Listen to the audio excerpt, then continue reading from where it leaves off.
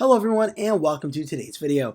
Today I am doing my latest installment in my deep dive into the 2024 Senate election series. This video focuses on the Senate race in the state of Ohio. Ohio is expected to be one of the closest Senate races in the entire United States on Election Day 2024.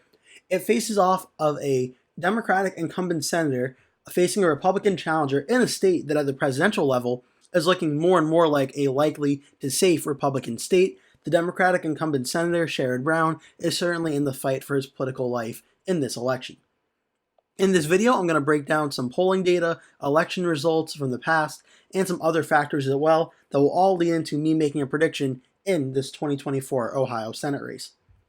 Starting first with the voting history in Ohio, in 2022, the last time there was an Ohio Senate race, it was won by the Republican J.D. Vance, now vice presidential nominee J.D. Vance, by 6.1% margin of victory against his Democratic opponent, Tim Ryan.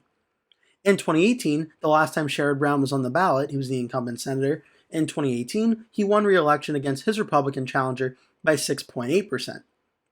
And in 2016, the Vance Senate seat that was up in 2016, then incumbent Senator Rob Portman won re-election by 20.9%. So there certainly seems to be a history in both 2016 and 2018 of the incumbent senator winning re-election.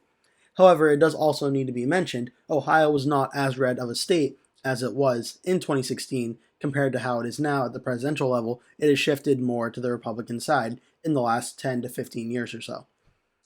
And in 2022, it was an open Senate seat as well, and Vance was able to win 6.1%. The current polling average of the averages right now, Sherrod Brown currently has 47.3%, Bernie Moreno has 46.6%, still lots of undecided vote left to make up the margin of victory for either candidate in this race. Looking at the national Senate vote margins in these respective elections, in 2022, it was won nationally. Republicans won by 0.1%. In 2018, Democrats won nationally by 19.9%. And in 2016, Democrats won nationally by 10.8%. Across these three elections, that is an average margin of 10.2% advantage for the Democrats. Currently, the congressional polling average right now over which party is favored, Republican, Democrats, which party people like more. Republicans are leading in that poll by 0.8%. But again, this is a Senate race, and I'm not sure how much that'll factor into it, but still, I wanted to just point that out. So in 2022, Ohio voted 6% more Republican than the nation as a whole when all the Senate votes were added up. Ohio was 6% more Republican.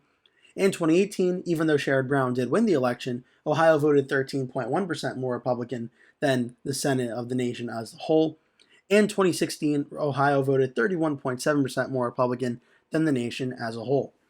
That is an average between 2016 and 2022 of Ohio voting Republican plus 16.9% more Republican than the nation.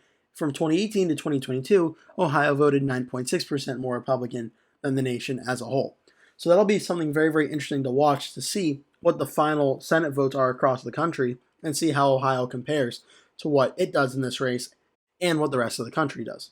Now looking at the two candidates for the 2024 Ohio Senate race, the Democratic incumbent senator is Sherrod Brown, and the Republican challenger is Bernie Moreno. This has been a very, very close race right now. The polls I'm about to show you certainly suggest that. Sherrod Brown, the Democratic incumbent, and Bernie Moreno, the Republican challenger. As for the Senate forecast, this is the first Senate seat I've done in my deep dive series so far that has shown every one of the forecasts, Real Clear Politics, Sabado Crystal Ball, 538, Decision Desk HQ in the Hill, and Cook Political Report all have Ohio listed as a pure toss-up race, with neither candidate having an advantage in the forecasting side of things. This is very, very close, going to be one of the close Senate races in the United States, and I think it may even be the closest Senate race in the United States come Election Day. As for the polling averages, Real Clear Politics has Brown leading Moreno by 1%, 538 has Brown leading Moreno by 1.5%, 270 to win has Brown leading Moreno by 1.6%, however Decision Desk HQ in the Hill has Moreno leading by 1%, an average of all these polls of Brown plus 0.7. Again, this is incredibly, incredibly close. Some key counties I'm watching for in the state of Ohio. I'm going the highest population counties in the state, starting with Franklin County. This is where the city of Columbus is. This is the largest county in the state by population. And in 2022, it had over 425,000 votes in the Senate race just coming out of Franklin County. This will be a big Democratic vote area on election night. That part will not be a question. The real question is, what will the margins be in this county? In 2022, the Democrat Tim Ryan won this county by 32.5%. He did lose statewide. In 2018, Sherrod Brown got 37.4% in this county, and he won statewide, so a 5% difference there. Definitely a few thousands of vote difference that could be the difference between winning or losing a very close race like this one. And in 2016, the Democratic candidate who lost statewide by a very large margin, he only won Franklin County by 7%. I don't think we're going to see anything close to that on election night for 2024, but still is a good thing to examine. Cuyahoga County, this is where the city of Cleveland is, the second largest county in the state. This had over 409,000 votes in 2022. And again, like Franklin County, will be a big Democratic vote area. The margins are what we're watching for mostly here. This is a 35.6% win in 2022. For the Democrat, Sherrod Brown won it in 2018 by 45. That was about a 10-point gap, or a 10-point drop from 2018 to 2022. For Sherrod Brown to win, he needs to get close to the 2018 numbers he got, because if the numbers are similar to what they were in 2022, that would be a very good sign for Bernie Moreno and a very bad sign for Sherrod Brown. Brown needs to get somewhere closer to 45% on election night. Doesn't have to get it exactly, but he has to get very close to that. And for 2016, the Democratic candidate only won Cuyahoga by 18.3%. Next, we have Hamilton County. This is where the city of Cincinnati is. This is the third largest county in the state. And this is a county that used to be a more Republican to toss-up county in the early 2000s, has become more of a likely to safe Democratic county. And in 2022, it was won by Democratic candidate Tim Ryan by 15.4%. Sherrod Brown won it by 18.7% in 2018, and it was won by the Republican candidate in 2016, the Republican Senator Rob Portman, by 11.4%. So this is a very, very important one to watch for, again, as for what the margins end up being. Sherrod Brown, if he's winning it by more than 18.7, that would obviously be a very good sign for him. If he's losing it, or if he's winning it, by 15.4, that could be a potential sign Moreno is doing what J.D. Vance did in 2022, which would be a very good sign for Moreno and a bad sign for Brown. Next, we have Summit County. Summit County, this is the fourth largest county in the state with over 200,000 votes in the 2022 election. There will be a lot higher turnout this time around from this area, no doubt. This is another important Democratic area where the margins really matter. This is a 13-point win in 2022 for the Democrat, 21.8% for Brown in 2018.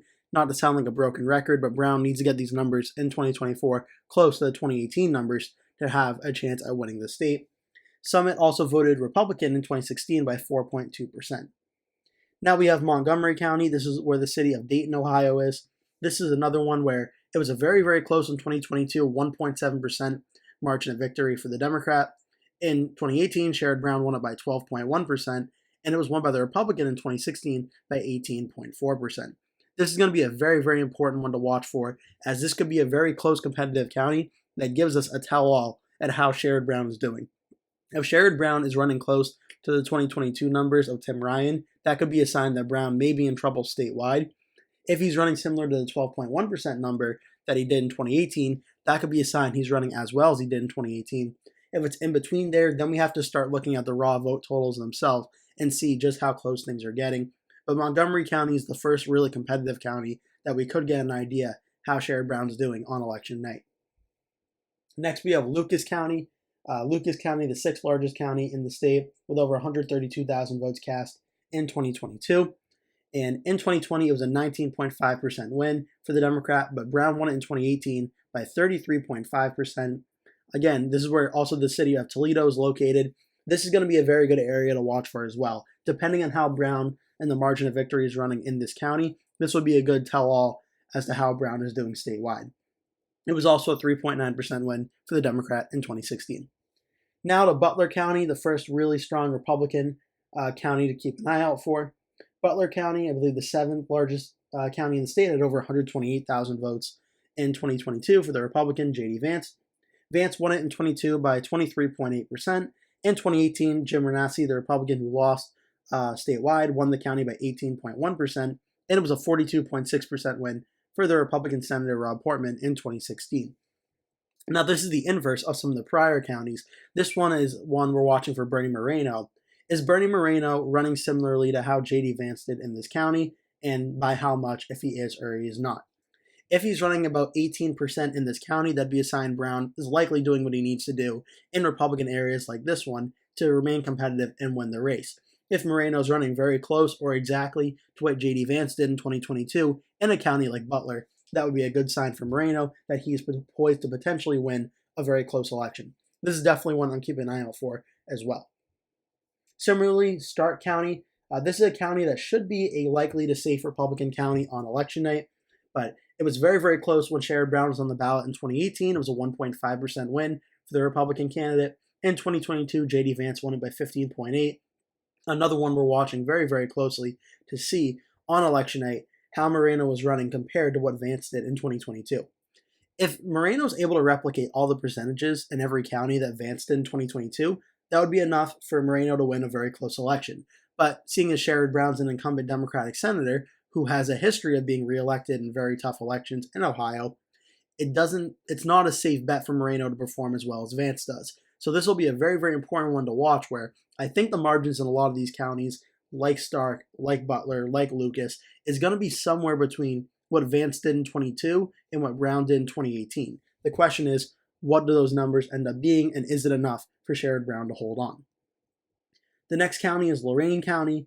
This is the 9th largest county in the state. This is one where it was a 2.4% win for the Democrat Tim Ryan in 2022, 18.5% for Sherrod Brown in 2018. This is very much a good sign at how Sherrod Brown will be doing statewide, depending on what this county looks like. This should be a likely Democratic county to save Democratic County if Brown is doing well. If it's a 2.43% win for Brown, that could be a sign he is in trouble. And lastly, we have Warren County. Warren County is another Republican stronghold county where it's going to be 29% in 2022 for Vance, 28.1% for the Republican in 2018, and 54.1% for the Republican in 2016. The margin should be very similar to this, but again, if Moreno is running better than Vance in a county like this, that could be a sign he's also doing well statewide. There are also a few more counties I just wanted to give a brief mention to because I think they're going to be very, very important. One is Lake County. This is a Republican-leaning suburb outside of the Cuyahoga County area, outside of Cleveland. I fully expect this to be a Republican county, but this is one to keep an eye out for as well that could be very, very competitive, and one to give us an idea of how Moreno is running. The next one is Delaware County. This is a county that's more towards the middle of the state, more kind of near the Columbus and in between Columbus and Cincinnati area. This one's more expected to be a lean to likely Democratic county, but this is one also that I'm watching to see how this goes. Delaware County, Mahoning County, this is going to be a suburb as well on the northeastern part of Ohio on the Pennsylvania border. This will be a closer county to watch for as well. Bernie Moreno should win it, but this will be a good idea at how he and Brown are running, depending on how this one is going. So those are just a few counties I want to mention before moving on to the county map slide. And on the county map in 2022, J.D. Vance won statewide against his Democratic opponent, Tim Ryan. Vance got 53%, Ryan got 46.9%, so almost an exact 6%, or a little over 6%, 6.1% margin of victory statewide for Vance. And in some of these areas I was talking about, Montgomery County, again, this is where the city of Dayton is, was 50.7 to 49. A very, very close win for Tim Ryan there. Warren County, right here, 64.4 to 35.4. That was a win for J.D. Vance. Butler County, right next door, 61.9 to 38.1, a win for Vance. Hamilton County, where the city of Cincinnati is, 57.7 to 42.3. That was a win for Tim Ryan. Franklin County, where the city of Columbus is, 66.1 to 33.6. That was a win for Tim Ryan. Summit County, right here, 56.5 to 43.3. That was a win for Tim Ryan. Stark County, just below Summit, 57.9 to 42.1. That was a win for J.D. Vance. Cuyahoga County, where Cleveland is, right here. This is a win for Tim Ryan, 67.7 to 32.1. Lorain County, suburb right outside of Cleveland, right outside of Cuyahoga. It was 51.1 to 48.7. Close fought race, a win for Tim Ryan. And we have Lucas County right up here where the city of Toledo is, 59.5 to 40.1, a win from Tim Ryan. And just to give you another quick mention, Lake County, you're going to find Lake County right here. Delaware County, you're going to find Delaware County. I believe it's somewhere down here, looking for, right here. Sorry, I'm wrong. It's actually a likely Republican county. I'm sorry, in 2022. I got that mixed up with Montgomery. It'll be a likely Republican county. My mistake there. This is where Delaware County is. And now looking at Mahoning County. Mahoning County is right here, just south of Trumbull, which will be another suburb to watch that Bernie Moreno should win, but that'll be another one to watch for as well. So that was 22. That was Vance versus Ryan. 2018, the last time Sherrod Brown was on the ballot, it was Sherrod Brown versus Jim Renacci. And this is a 53.4% for 46.6%, a win for Sherrod Brown. As you can see in the middle part of Ohio in the Republican counties, it was a lot more likely victories and solid victories, meaning 15% to 5% margin of victory for the Republican. Sherrod Brown is probably one of the best performing Democrats in Ohio in a very long time, and we probably will ever see for a very long time. And you saw Sherrod Brown do very well in Lake County, in Ashtabula County, Trumbull County, Mahoning County, Portage, Summit, Cuyahoga, Lorain. Brown did a very good job at running up the numbers around the Cleveland area and the surrounding suburbs. That's something we haven't seen Democrats do as well in the Trump era as they did in the Obama era. That'll be something to watch for on election night to see, is Sherrod Brown able to try and replicate some of the success he had from 2018. Starting in Montgomery County, though, 56.1 to 43.9, Brown won that one. Warren County, 64 to 36, a win for Renacci. Butler County, 59-41, a win for Renacci. Hamilton, Cincinnati, 59.3, 40.6, a very big win for Sherrod Brown. Franklin County, 68.7 to 31.3, that was a win for Sherrod Brown. Summit County, 60.9 to 39.1, a win for Sherrod Brown.